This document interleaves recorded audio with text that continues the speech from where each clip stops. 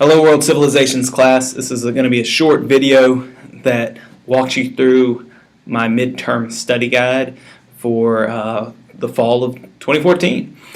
So let's take a quick look at this. It's always important to read our directions. So you're going to complete your study guide by making identifications or answering the questions as shown in the samples we're going to look at in just a second.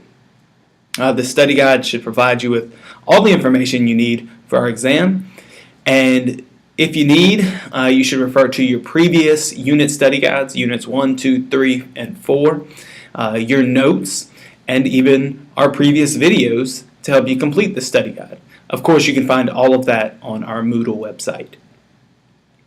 You can email me if you have any trouble locating any of the items on the study guide. So let's look at some samples. We have a sample identification here. So for example, let's look down here at Unit 1. You can see we have a list of identifications and a list of questions. So sample identification is basically just telling what that thing is and why it's important. So Johann Gutenberg invented the movable type printing press in the 1400s. That kind of tells you who he was, the inventor of this important machine. And his invention led to the faster spread of ideas across Europe. It increased the availability of cheap books, increased literacy rates in Europe, and helped spread ideas of the Renaissance and Reformation. So that's just a simple identification, who they are, why they're important, or what place or what thing or what idea is important. Your question might look something like this. What, if any, reforms did the Catholic Church undertake as a result of the Protestant Reformation? Well, here's an answer to that question. This is a pretty full answer, mind you.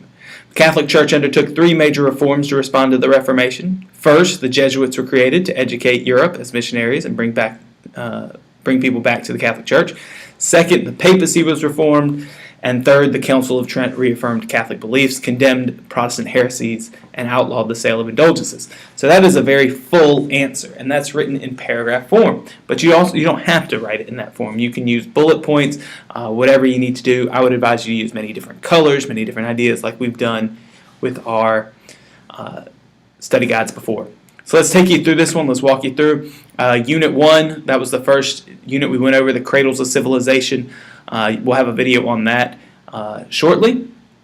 So kind of those hunter-gatherers, Egypt, Mesopotamia, the Indus River Valley, China, those are going to be kind of the big sticking points. Also, we looked at some of the oldest religions, world religions, Hinduism, Buddhism, and Judaism. For Unit 2, this is going to be a little bit longer. Remember, we spent a lot of time on ancient and classical Greece, so the questions go along with that. There's a lot of identifications. That was followed by our third unit, Classical Rome, where we looked at the Roman Republic, the Roman Empire, and the eventual fall of the empire. We also looked at Christianity and the growth of Christianity. Unit 4 dealt with the Middle Ages, and this is, we kind of split into kind of three subunits: the Byzantine Empire, the growth of Islam in Arabia and across the world, and then Europe, especially medieval Europe, the feudal system, and then ultimately bringing it all together with the Crusades.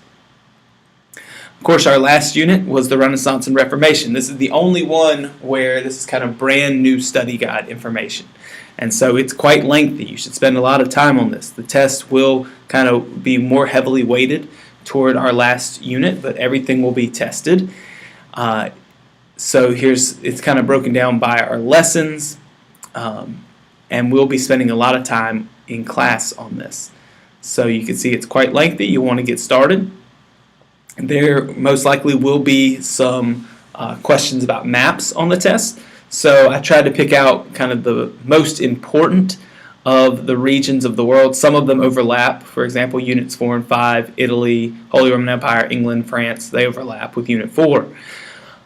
So just make sure to know where this is. Again, we will spend some time in class on kind of understanding where everything that we've studied has happened, as we've been doing all along.